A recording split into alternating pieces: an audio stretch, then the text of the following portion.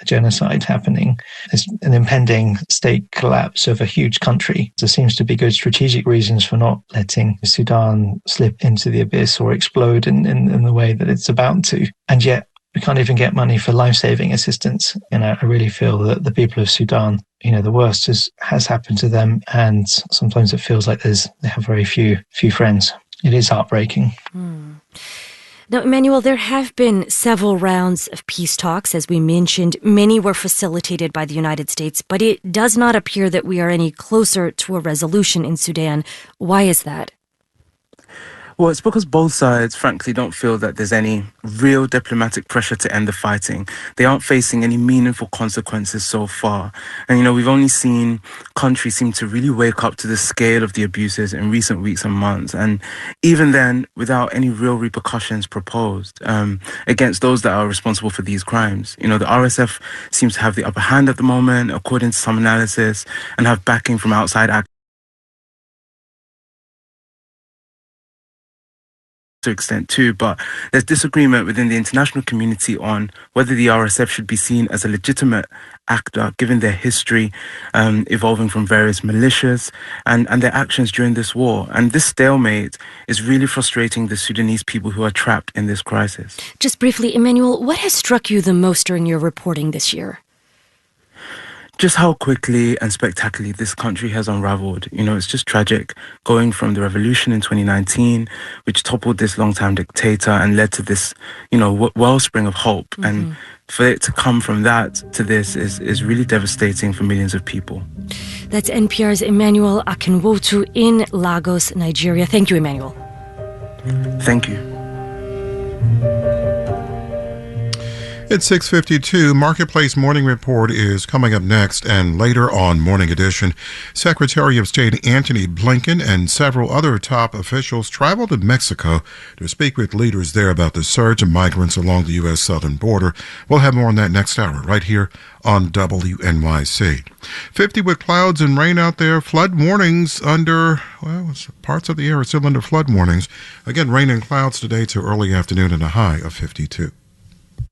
Support for WNYC comes from River's Edge, a life plan community located in Riverdale, 10 miles from Midtown Manhattan. More information is available at riversedge.org or 833-70-RIVER. Amazon MGM Studios presenting Air from director Ben Affleck and starring Matt Damon and Viola Davis. Following the gamble of an unconventional team and the uncompromising vision of a mother who knows her son's worth. Awards eligible. Sony Pictures Classics presenting The Teacher's Lounge, a new film by Ilker Chattak about a teacher whose life begins to unravel when thefts begin at her school, now playing only in theaters.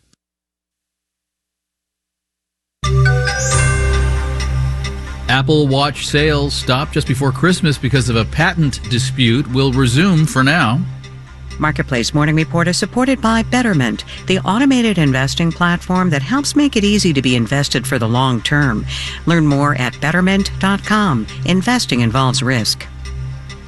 I'm David Brancaccio. A federal appeals court says Apple Watch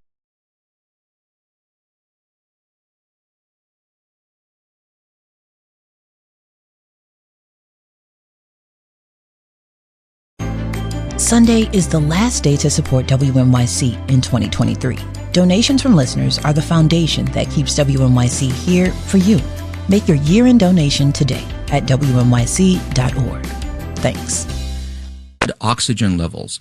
Now, the long and short of it is that a federal agency ordered Apple to stop selling watches with this disputed technology in it. So last week, Apple took its Series 9 and Ultra 2 watches off shelves, both online and at its physical stores. Other watches were still available, and frankly, other retailers were still selling the disputed watches too. But now, an appeals court is allowing Apple to sell the watches again as well. And tell me more about Massimo's complaint against Apple. Well, it says that Apple knew about Massimo's technology since 2013, hired away some of its employees, and recreated that technology. Now, Apple's argument is that it came up with this tech on its own, that it's basic technology that anyone could have figured out. It's not patentable.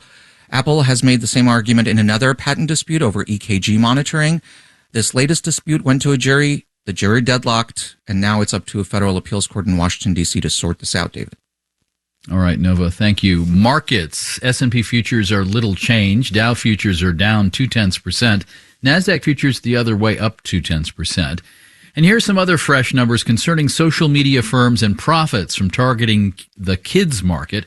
The Harvard School of Public Health says that last year, 2022, social media companies brought in $11 billion in revenue from people under 18. Lawmakers and regulators in Washington are scrutinizing the psychological and other health effects of social media on children and the tactics companies use that some experts see as encouraging overuse. The Harvard researchers accuse the companies of failing to self-regulate. Some states are suing.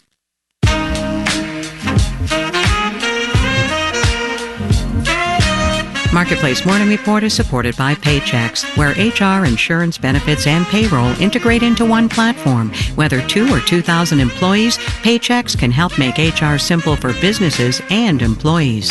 And by C3 Generative AI, verified traceable answers, secure, hallucination-free, LLM-agnostic, IP liability-free. Learn more at c3.ai. Hi, I'm Juana Summers. NPR and this station don't just cover the news. We report on events from the perspectives of people living through them and elevate voices that would otherwise go unheard. We're proud that public radio is consistently ranked among America's most trusted news outlets, and we also put our trust in you. Please help keep this free public service strong by donating to this station today. You can do that by calling 888-376-9692, or you can go online